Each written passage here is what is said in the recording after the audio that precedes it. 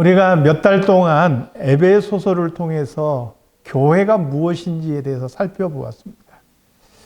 이제 앞으로 창세기부터 시작해서 성경의 인물들을 집중적으로 탐구해 보려고 합니다. 그런데 이제 우리가 익히 잘 아는 아브라함, 이삭, 야곱, 요셉, 모세, 여호수아 이런 인물들 말고 뭔가 성경에 나와 있지만 마치 조연처럼 그냥 싹 스쳐 지나가는 그런 인물들 한 명씩 한 명씩 구체적으로 살펴보는 시간들을 가지려고 합니다. 그래서 오늘 첫 번째 우리가 살펴볼 인물이 바로 이 에녹이라는 인물입니다. 에녹이라는 이름은 우리에게 그래도 익숙한 인물입니다. 구약에 보니까 죽음을 맛보지 않고 하나님 앞에 하늘로 올라간 두 인물이 있는데 한 사람이 엘리야고 한 사람이 바로 이 에녹입니다. 그래서 우리는 성경 퀴즈를 통해서도 많이 들어본 인물일 거예요. 에녹이라는 사람. 오늘 본문에서 보니까 하나님이 그를 데려가심으로 세상에 있지 아니하였더라 이렇게 말합니다. 죽음을 보지 않고 천국에 간 사람, 그게 바로 에녹입니다. 우리가 아는 에녹은 거기까지인 경우가 참 많아요. 그래서 오늘 우리는 이 성경을 통해서 에녹에 대해서 조금 더 깊이 탐구해 보려고 합니다. 두 가지 질문을 던지고 그 질문에 대한 답을 한번 살펴보려고 해요. 첫 번째는 에녹이 하나님과 동행하는 자라 그랬는데 하나님과 동행한다는 게 도대체 어떤 의미인가? 그게 무엇이기에 하나님께서 그를 죽음을 맛보지 않고 천국으로 데려가셨는가 하는 거예요. 두 번째는 그럼에도 불구하고 왜 에녹을 하나님께서 죽음을 맛보지 않은 채로 천국에 데려가셨는가 하는 것이죠. 가장 먼저 이제 생각해 볼 것은 에녹이 300년 동안 하나님과 동행했다 그랬는데 하나님과 동행한다는 것이 도대체 어떤 의미인가 하는 것입니다. 에녹이 하나님과 했다라는 것을 살펴보기 위해서 우리는 첫 번째로 에녹이 살았던 당시 사회 환경들을 좀 살펴볼 필요가 있습니다. 에녹의 증손자가 누구냐면 노아예요. 근데 이 노아의 시대를 성경은 뭐라고 이야기하느냐? 여호와께서 사람의 죄악이 세상에 가득함과 그의 마음의 생각이 항상 악할 뿐임을 아시고 세상에 사람 지음을 한탄하사 마음에 근심하셨다. 그렇게 말합니다. 사람들이 악해졌어. 악하기만 한 게 아니라 생각하는 것이 다 악해요. 오죽했으면 하나님께서 사람을 만드시고 보시기에 좋았더라 이렇게 말씀하셨는데 이제 이 6장에 가보면은요 하나님께서 세상에 사람 지으심을 한탄하셨다. 마음에 근심하셨다. 이렇게 말씀하시는 거예요. 자, 노아의 시대가 바로 그런 시대였다면 이 노아의 이 증조 할아버지 때인 에녹의 시대는 어땠을까요? 크게 다르지 않다라는 거예요. 이 에녹은요, 그 아담의 아들 중에서 셋의 계열로 해서 7대 손이에요. 그런데 이 셋이 아니고 가인의 계열로 아담의 6대 손 중에 라멕이라는 사람이 있었어요. 이 라멕이라는 사람은 에녹이 태어났을 당시에 굉장히 유명한 사람입니다. 이 사람은 어떻게 유명하냐? 굉장히 패악하고 그리고 파괴적인 것으로 유명했던 인물이에요. 하나님께서 세우신 최초의 하나님께서 세우신 가정의 그 울타리를 최초로 파괴시킨 사람이 누구냐? 라멕이라는 사람. 그래서 하나님께서 남자와 여자를 짝 지어주신 이 가정의 제도를 깨뜨리고 두 아내를 맞이한 첫 번째 인물이 바로 라멕입니다. 아다와 실라라는 여인을 통해서 라멕은 세 아들을 낳습니다. 야발이라는 아들, 유발이라는 아들, 그리고 두발 가인이라는 아들입니다. 그런데 이 야발과 유발과 두발 가인이 굉장히 특출난 재능이 있었어요. 야발이라는 사람은 성경에 보니까 모든 가축치는 자의 조상이 되었다, 이렇게 말씀해요. 여기서 조상이 되었다라는 말은 그냥 손조라는 의미가 아니에요. 그 부분에서 그 사람은 최고가 되었다, 특출난 사람이 되었다, 이런 의미인 거예요. 그러니까 야발은요, 그때 당시에 사람들의 경제활동이 대부분 뭐였겠어요? 사냥을 하거나 뭔가 채집을 하던 그 시대에 동물을 잡아서 길들이고 그 동물들을 가축으로 이렇게 치는 그런 일을 시도한 인물이 누구야? 야발이에요. 그것을 통해서 막대한 경제적인 힘을 장악했던 사람이 야발이었다, 이렇게 볼 수가 있는 거예요. 야발이라는 사람의 동생이 유발입니다. 이름이 비슷하죠? 이 유발은 어떤 사람이었느냐? 수금과 퉁소 잡는 모든 자의 조상이었다. 오늘로 따지면 어떻습니까? 문화와 예술 부분에서 아주 탁월한 사람이었다. 명인의 반열에 든 사람이었다. 이렇게 볼 수가 있는 거예요. 여러분, 문화라는 것은요, 먹고 사는 문제가 해결이 돼야만 꽃을 피우는 거예요. 당장 오늘 먹을 거 없고 굶주리고 있는데 문화를 하고 예술을 따질 수 있겠어요? 이 유발은 자기 형 야발이 일구어 놓은 경제력을 배경으로 해서 문화계를 주름잡는 그런 인물이 되었다는 거예요. 야발과 유발의 배다른 형제가 있습니다. 두발 가인이라는. 성경에 보니까 이 두발 가인은 쇠와 구리로 각종 기구를 만드는 사람이었다, 이렇게 말씀합니다. 이 시대를 사시는 분들은요, 쇠와 구리로 각종 기구를 만든다는 것이 그렇게 큰 의미가 안 다가올 수 있어요. 그런데 과거 고대에는요, 쇠를 다루고 구리를 다룬다는 것은 특별한 기술이었어요. 비기, 또 비술이라고 해요. 이 엄격하게 관리되는 기술이었고 함부로 유출시키지 않는 그런 것이었어요. 그리고 이러한 기술을 가지고 가장 먼저 사람들이 만들었던 게 무엇일까요? 그게 무기예요. 질이 좋은 창, 질이 좋은 칼, 질이 좋은 활, 이런 것을 만드는데 이 기술들을 사용했다는 거예요. 그러니까 이 두발 가인을 통해서 라멕이라는 사람은, 그 사람이 이끄는 그 부족이 아주 좋은 무기로 무장한 강력한 군사를 데리고 있을 가능성이 컸다라는 거예요. 세 아들을 통해서 막강한 경제력이 있죠.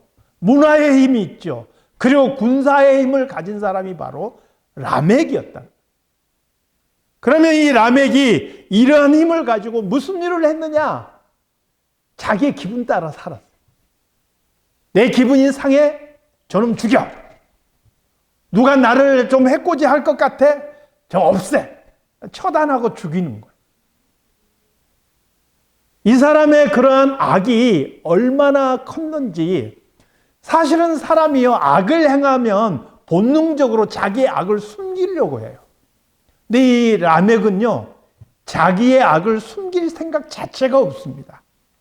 자기가 악한 일을 하고 그 악한 일을 오히려 자랑스럽게 떠들며 다녔어요. 창세기 4장 24절 말씀을 한번 보겠습니다. 창세기 4장 24절 말씀. 자, 시작. 가인을 위하여는 벌이 7배일진데 라멕을 위하여는 벌이 77배이리로다. 가인은 인류 최초의 살인자입니다. 동생 아벨을 죽였죠. 그러므로 그는 추방당하는 형벌을 받게 됩니다. 가인이 추방당하면서 그가 두려워했던 것은 뭐냐? 나를 만나는 자들이 나를 죽일까 봐. 하나님 앞에 호소해요. 하나님, 나를 만나는 사람이 나마저 죽이면 어떡해요?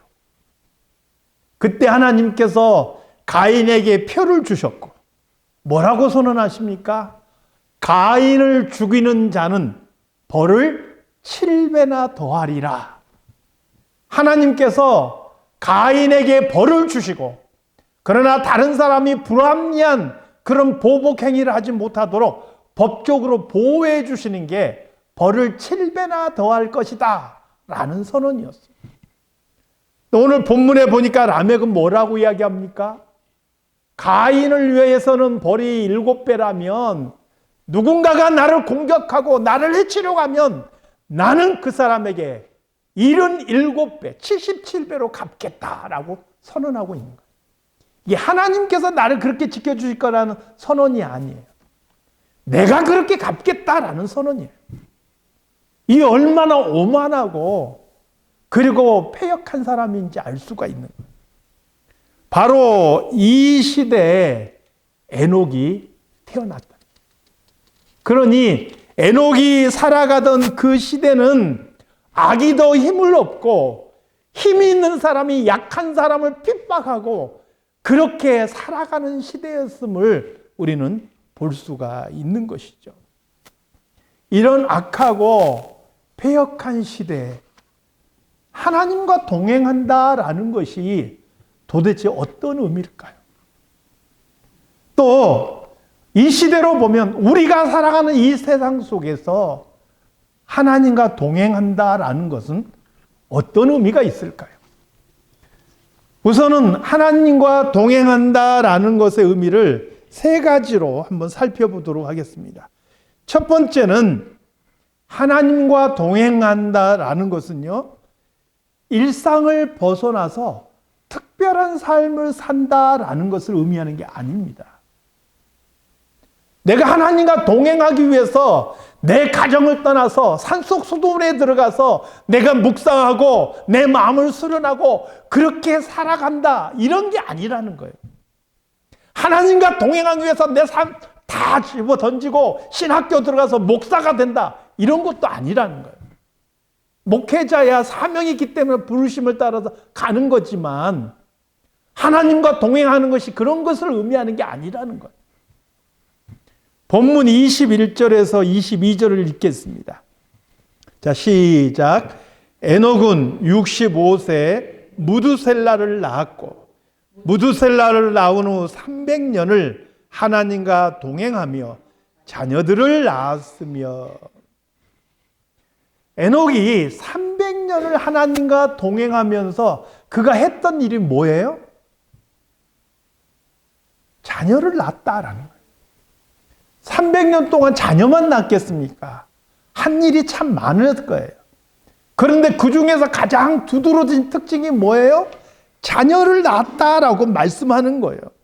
300년 동안 에녹은 자기가 이룬 가정을 잘 가꾸고 자녀를 낳고 그 자녀를 양육하는 그런 일상의 삶을 살아갔다라는 거예요. 여러분, 진리는 특별한 게 아니에요. 진리는 평범하고 우리 일상의 삶 속에서 주어지는 것이 진리라는 거예요. 하나님께서 우리에게 요구하시는 법이나 그 율법의 정신도 그거예요. 이미 우리가 이 성경 통신과를 통해서도 한번 살펴본 말씀이기도 하는데 하나님께서 우리에게 요구하시는 명령이 어렵거나 멀리 있는 게 아니에요. 하늘로 올라가서 별을 따오라 한 것도 아니고 저 산을 옮기라고 명령하신 것도 아니에요. 그 하나님의 말씀은 내 입에 있고 내 마음에 있고 내 삶에 가까이 있어서 내가 마음만 먹으면 실천할 수 있는 그런 것들로 주어지는 거예요. 진리라는 것은 우리의 삶에 있고 우리의 삶 옆에 가까이 있는 것이 진리인 거예요. 그래서 우리가 하나님과 동행한다고 해서 특별한 삶을 추구하는 게 아니라 내 가정을 가꾸고 내가 내 일터에서 일을 하며 내가 많은 사람들을 만나는 가운데서 하나님과 동행하는 삶이 이루어진다라는 거예요. 사랑하는 성도 여러분, 하나님과 동행하기 위해서 해야 될 우리의 첫 번째 모습이 뭐냐? 내게 주어진 삶을 성실하게 살아갈 수 있기를 바랍니다. 그것이 하나님과 동행하기 위한 첫 번째 걸음인 것이죠. 두 번째, 하나님과 동행한다라는 것이 무엇입니까? 하나님과 동행한다는 것은 일상의 삶을 살아가면서도 그 마음속에 잊지 않고 되새기는 게 있다는 거예요. 그게 뭐냐? 바로 하나님을 향한 믿음이에요. 우리의 일상을 살아가는데 그 일상에 그냥 빠져가지고 그 일상에 몰려서 정신없이 살아가는 게 아니라 그 일상을 살아가지만 내가 하나님을 잊지 않고 기억하며 살아가는 것. 그것을 성경은 믿음이다 이야기를 하고 있는 거예요. 히브리서 11장 5절 말씀을 같이 읽어보겠습니다. 자, 시작. 믿음으로 에녹은 죽음을 보지 않고 옮겨졌으니 하나님이 그를 옮기심으로 다시 보이지 아니하였느니라. 그는 옮겨지기 전에 하나님을 기쁘시게 하는 자라는 증거를 받았느니라. 아멘. 히브리서에서는 하나님과 동행하는 자 에녹을 뭐라고 평가를 해요? 하나님을 기쁘시게 하는 자. 이렇게 평가해요. 하나님과 동행한다는 게 뭐냐면 우리의 일상 속에서 하나님을 기쁘시게 하는 게 하나님과 동행하는 거예요. 그러면 또 질문할 수 있겠죠. 하나님을 기쁘시게 한다는 게 무엇입니까? 이어지는 한번 6절 말씀, 히브리서 11장 6절 말씀을 읽어보겠습니다. 시작. 믿음이 없이는 하나님을 기쁘시게 하지 못하나니 하나님께 나아가는 자는 반드시 그가 계신 것과 또한 그가 자기를 찾는 자들에게 상 주신 이심을 믿어야 할지니라. 아멘. 믿음이라는 거예요. 믿음이 있는 자가 하나님을 기쁘시게 하는 거예요. 일상을 살아가면서도 하나님을 향한 믿음이 있는 사람, 그 사람이 하나님을 기쁘시게 하는 거예요. 어떠한 믿음이냐? 오늘 히브리서 11장 6절에서는 두 가지로 이야기해요. 첫 번째는 하나님이 살아계시다는 믿음. 두 번째는 자기를 찾는 자에게 상 주시는 이시다라는 것을 믿는 믿음이에요. 여러분, 이거 한번 상상을 해보세요. 하나님이 살아계심을 믿음. 내가 언제든지 그분을 찾을 때 그분이 나에게 응답하신다라는 것을 믿어요. 이것을 믿는 사람의 삶이 어떠할지 여러분 상상해 보세요. 하나님이 살아계심을 믿으면서 자기를 찾는 자에게 그분이 응답하신다는 것을 믿으면서 악을 행할 수 있을까요? 죄를 모의할 수 있을까요? 내 입술을 열어서 악한 말을 할 수 있을까요? 내 마음에 추호라도 악한 생각을 품고 살 수 있겠느냐는 것. 내 삶에서 힘들고 어려운 일이 있다고 해서 내가 좌절하고 원망하고 불평하며 살아갈 수 있겠느냐는 거예요. 하나님이 살아계심을 믿고 자기를 찾는 자에게 상 주심을 믿는 그 믿음이 있는 사람은 결코 그렇게 살아갈 수가 없는 거예요. 사랑하는 성도 여러분, 오늘 우리의 삶 속에서 이렇게 하나님의 살아계심과 내가 부르짖을 때 언제든지 응답하시는 하나님이라는 것을 믿는 믿음으로 살아가시는 성도들이 다 되시기를 주님의 이름으로 축원합니다. 그러한 믿음이 하나님을 기쁘시게 하는 거예요. 내 일상의 삶을 살아가면서 그 믿음을 붙잡고 살아가는 거, 이게 하나님과 동행하는 삶이라는 거. 오늘 저와 여러분은 이렇게 하나님과 동행하는 그런 삶이 되시기를 주님의 이름으로 다시 한번 축원합니다. 그럼 세 번째, 에녹은요, 일상을 살면서 하나님을 향한 그러한 믿음을 놓지 않고 늘 살아계신 하나님, 내가 부르짖을 때 응답하신 하나님, 그 믿음을 가지고 살아갔는데 거기에만 머무르지 않았다. 에녹은 타락한 그 시대를 향하여서 하나님의 뜻을 외치고 선포하는 삶을 살았다는 거예요. 많은 학자들은요, 에녹이 하나님께서 그 세상을, 그들이 살던 세상을 홍수로 심판하실 것을 알았다, 이렇게 봅니다. 에녹의 아들을 성경에서는 무두셀라라고 소개합니다. 여러분, 자, 따라서 해봅시다. 무두셀라. 몇 세를 살았습니까? 969세를 살았어요. 성경에서 제일 오래 산 인물이에요. 969세를 살았어요. 그런데 이 무두셀라 이름이, 이 어원이 어디에서 왔냐면 창을 던지는 자라는 뜻에서 왔어요. 창을 던지는 자라는 것은 고대 부족 사회에서는요, 그 창을 들고 그 부족을 지키는 일종의 그 부족의 전사를 의미하는 거예요. 그러니까 이 창을 던지는 자가 죽었다라는 것은 뭐냐? 그 부족의 멸망을 의미하는 거예요.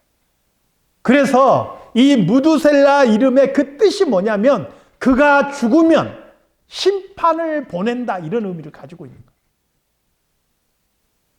본래 창을 던지는 자라는 그런 어원을 가지고 있는데 그가 죽으면 부족이 망하는 거예요. 그래서 그가 죽음으로 그 부족의 심판이 내려진다, 이런 의미를 가지고 있는 거예요. 에녹은 65세에 이 아들을 낳았어요. 그리고 아들의 이름을 무두셀라, 이 아들이 죽으면 하나님께서 이 세상을 심판하신다라고 지었다는 거예요. 그게 무슨 의미입니까? 아들을 낳을 즈음에 그는 하나님께서 세상을 홍수로 심판하실 것을 이미 알고 있었다라고 짐작해 볼 수가 있는 거예요.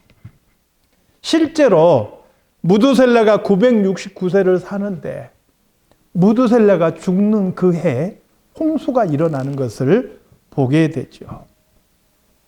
성경은 그가 어떤 방법으로 그것을 알았는지에 대해서는 말씀하지 않아요. 침묵하고 있어요. 그러나 65세 아들 무두셀라를 낳은 후부터 300년 동안 그가 하나님과 동행했다라고 말해요. 그 300년 동안 하나님께서 이 세상을 심판하실 그 하나님의 뜻을 그가 알았다는 거예요. 그러면 알고만 있었을까? 그렇지 않다는 거죠. 유다서 1장 14절에서 15절을 보겠습니다. 자, 시작. 아담의 7대 손 에녹이 이 사람들에 대하여도 예언하여 이르되, 보라, 주께서 그 수만의 거룩한 자와 함께 임하셨나니 이는 무사람을 심판하사 모든 경건하지 않은 자가 경건하지 않게 행한 모든 경건하지 않은 일과 또 경건하지 않은 죄인들이 주를 거슬러 한 모든 악한 말로 말미암아 그들을 정죄하려 하심이라 하였느니라. 말이 굉장히 어렵죠. 그래서 제가 현대인의 성경으로 한번 읽어드릴 테니까 여러분은 눈으로 한번 보세요. 이런 사람들에 대하여 아담의 7대 손 에녹은 이렇게 예언합니다. 주님께서 수많은 성도들을 거느리고 오셔서 심판하실 때 경건치 않은 사람들이 제멋대로 행한 모든 불경스러운 행동과 경건치 않은 죄인들이 주님께 대하여 함부로 짓거린 말을 낱낱이 들추어 내실 것이다. 여러분, 에녹은요, 그 시대를 향한 하나님의 심판에 대해서 그 시대 사람들에게 예언했다는 거예요. 내가 알고 내가 깨달은 것에 머무르지 않고 이 시대를 향한 하나님의 뜻이 무엇인지를 향해서 그 시대 사람들에게 외쳤다는 거예요. 세상에 살면서 하나님의 뜻을 세상에 선포하는 삶, 그게 하나님과 동행하는 삶이에요. 그리고 그것이 바로 오늘 저와 여러분들에게 맡겨진 사명이기도 해요. 요한계시록 11장 3절 말씀에 보니까 두 증인이 등장해요. 내가 나의 두 증인에게 권세를 주리니 그들이 굵은 베옷을 입고 1260일을 예언하리라. 이런 말씀이다. 여기서 보니까 이 두 증인이 누구냐라는 그런 논쟁이 많습니다. 많은 사람들은 이 두 증인을 꼭 어떤 특정한 실존 인물로 그렇게 지칭하기를 원하는 사람도 있어요. 그러나 여기 이 두 증인은요, 그런 실존 인물이 아니고 이 지상에 존재하는 하나님의 교회들을 의미하는 거예요. 왜 두 증인일까? 구약의 율법에 보니까 한 명의 증언은 효력이 없어요. 두 사람 이상의 증언이 효력이 있는 거예요. 그래서 일부러 한 증인이라 말하지 않고 두 증인이라고 이야기한 거예요. 효력이 있는 증언이라는 거죠. 이들이 무슨 옷을 입었습니까? 굵은 베옷을 입었어요. 이 굵은 베옷은요, 회개할 때 입는 옷이에요. 그러므로 이 두 증인이 선포하는 그런 메시지가 회개와 관련된 메시지일 것을 분명히 알 수가 있는 것이죠. 예수님께서 그리고 세례 요한이 선포했던 첫 번째 메시지가 무엇입니까? 회개하라. 천국이 가까웠느니라. 라는 메시지였어요. 여러분, 회개하라고 하니까 죄를 뉘우쳐라, 죄를 깨달아라, 자꾸 이런 개념으로만 생각하는데 이런 의미가 있어요. 돌아오라는 거예요. 너의 삶을 돌이키고 너의 섬기는 대상을 돌이키고 너의 삶의 방향을 돌이켜야 된다라는 의미인 거예요. 돌아오라. 누구에게로? 하나님께로 돌아오라. 외치는 게 바로 회개의 메시지인 거죠. 1260일 동안 외치는데 성경에 굉장히 많이 언급되는 그 숫자예요. 1260일. 계시록에도 몇 번 나와요. 이걸 달수로 바꾸면 42달이 돼요. 이 42달도 계시록에 몇 번 언급되고 다니엘서에도 나와요. 한때, 두때, 반때 해서 3년 6개월. 이것도 다니엘서에도 나오고 계시록에도 나오고. 그러니까 다 같은 숫자예요. 한때, 두때, 반때, 3년 6개월을 달로 따지면 42달이고 이걸 날수로 따지면 1260일이에요. 특정한 어떤 기간을 말하는 게 아니고 예수 그리스도께서 이 땅에 오심으로 인해서 시작된 종말이 예수 그리스도의 재림으로 완료되기까지 그 기간, 그 시기를 바로 1260일이라고 말하고 있는 거예요. 우리가 살아가고 있는 이 시기가 바로 종말의 시간이에요. 종말은 예수님의 오심으로부터 시작돼서 예수님의 재림으로 완성될 거예요. 이 종말의 시대를 살아가는 이 땅에 예수 그리스도의 증인된 교회가 해야 될 일이 뭐느냐? 세상을 향하여서 돌아오라, 회개하라 외치는 이 메시지를 우리가 세상을 향하여서 외쳐야 된다. 사랑하는 성도 여러분, 그냥 입 탁 다물고 나만 신앙생활 잘하고 그렇게 살아가는 성도가 아니라 사람들을 주께로 돌이킬 수 있는 성도들이 되시기를 바랍니다. 에녹이 300년 동안 내 가정에 충실하고 내 삶에 충실하고 내가 하나님 잘 믿고 살았지만 거기에 머무르지 않았다. 그 시대를 향해서 하나님의 뜻이 무엇인지 분명하게 그는 선포하는 삶을 살아갔어요. 그게 바로 하나님과 동행하는 삶인 거예요. 요즘 교회가 어떤 모습인지 한번 생각해 보세요. 과거에는 교회가 세상과 달랐어요. 그리고 세상을 향해서 돌아오라, 회개하라 외쳤었어요. 근데 지금 교회들이 이상한 현상을 보이더라고요. 세상을 향해서 여러분, 우리도 여러분들하고 하나도 다르지 않아요. 우리 여러분들하고 똑같습니다. 부담 느끼지 말고 교회로 오세요. 교회에 오면 여러분이 할 것도 많고 즐길 것도 많고 다 준비되어 있어요. 오시기만 하세요. 이렇게 외치고 있어요, 교회가. 교회는 세상과 다르기 때문에 구별된 무리, 성도라고 이야기하는 거예요. 그런데 지금 교회는요, 우리도 세상과 다르지 않아요. 여러분들 누구든지 교회로 오세요. 이렇게 이야기하고 있어요. 이게 정상적인 모습이라고 생각하십니까? 사랑하는 성도 여러분, 성도로서의 정체성을 가지고 이 시대를 향한 하나님의 뜻이 무엇인지 세상을 향하여서 전할 수 있는 그런 성도들이 다 되시기를 주님의 이름으로 축원합니다. 에녹이 하나님과 동행한다는 것은 일상의 삶을 최선을 다해서 살면서 그 속에서 하나님을 분명하게 기억하는 믿음이 있었고, 그리고 그가 받은 하나님의 뜻을 세상을 향하여서 선포하였다는, 그게 하나님과 동행하는 삶이었어요. 오늘 저와 여러분도 하나님과 동행하는 성도들이 다 되시기를 다시 한번 주님의 이름으로 축원합니다. 그럼 이제 마지막으로 우리는 이 질문을 던져볼 필요가 있습니다. 과연 하나님께서 왜 에녹을 죽음을 맛보지 않은 상태로 데려가셨느냐 하는 거예요. 300년을 하나님과 동행했지만 에녹 같은 인물이 성경에 없었을까 하는 거예요. 아브라함은 어떨까요? 이삭은 어떨까요? 아니 모세 같은 사람은 어떨까요? 더 이상 이스라엘에 모세와 같은 선지자가 일어난 적이 없다라고 말씀했어요. 전무후무한 인물이에요. 그럼에도 불구하고 그는 죽음을 맞이한 것을 보게 돼요.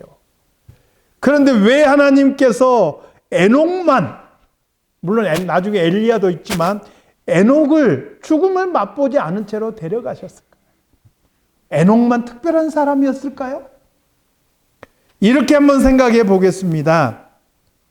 요나가 물고기 뱃속에 밤낮 3일을 있었어요. 정상적인 사람이라면 물고기가 삼켰고 3일을 있었으면 이미 소화돼서 배출이 됐을 거예요. 그런데 요나는 죽지 않았습니다. 그가 죽지 않고 결국 니느웨로 가서 하나님의 메시지를 전하는 것을 보게 됩니다. 인류 역사상 물고기에 삼켜지고 사흘 만에 다시 살아나온 인물이 있었나요? 없었어요. 요나 외에는. 그러면 요나가 특별한 인물이어서 그랬느냐? 그렇지는 않다라는 거예요. 요나가 특별한 인물이어서가 아니라 성경은요, 그 요나가 하나의 표적이었다라고 말해요. 예수님께서 마태복음 12장 39절에서 40절 말씀에 이렇게 이야기해요. 악하고 음란한 세대가 표적을 구하나 선지자 요나의 표적 외에는 보여줄 표적이 없다. 이렇게 말씀하시면서 요나가 밤낮 사흘 동안 물고기 뱃속에 있었던 것 같이 인자도 밤낮 사흘 동안 땅속에 있으리라. 요나가 물고기 뱃속에 있었던 그것은 하나의 표적으로서 예수님께서 죽으시고 사흘 동안 땅속에 장사 지내는 것을 보여주는 하나의 예표였다라는 거예요. 마찬가지입니다. 에녹의 승천은요, 우리에게 보여주고 있는 하나의 예표가 된다는 거예요. 어떤 예표입니까? 에녹이라는 사람은요, 주변의 환경이 아무리 악하더라도, 세상이 아무리 악해지고 험해진다 할지라도 하나님의 능력과 은혜가 우리를 넘어지지 않게 붙잡으시기에 충분하다는 것을 우리에게 보여주는 하나의 예표라는 거예요. 오늘 우리는 죽음을 맛보지 않을 수는 없는 것 같아요. 누구나. 그러나 죽음을 넘어서 부활의 소망을 가진 게 우리 그리스도인들. 부활의 소망뿐만 아니라 예수 그리스도와 함께 우리가 승천해서 영광스러운 하나님의 나라에 들어갈 그런 소망이 우리에게 있잖아요. 그렇잖아요. 바로 하나님께서 살아계시고 자기를 찾는 자들에게 복 주시는 이심을 믿는 자에게 주시는 약속인 거예요. 이걸 바로 에녹을 통해서 우리에게 보여주고 있다는 거예요. 사랑하는 성도 여러분, 우리의 삶이 힘들고 어렵습니까? 그러나 우리가 정말 성도라면, 우리가 하나님의 살아계심을 믿는다면 그 삶 속에서 하나님의 능력과 은혜로 우리는 하나님과 동행할 수 있음을 믿습니다. 하나님과 동행할 수 있음을 믿습니다.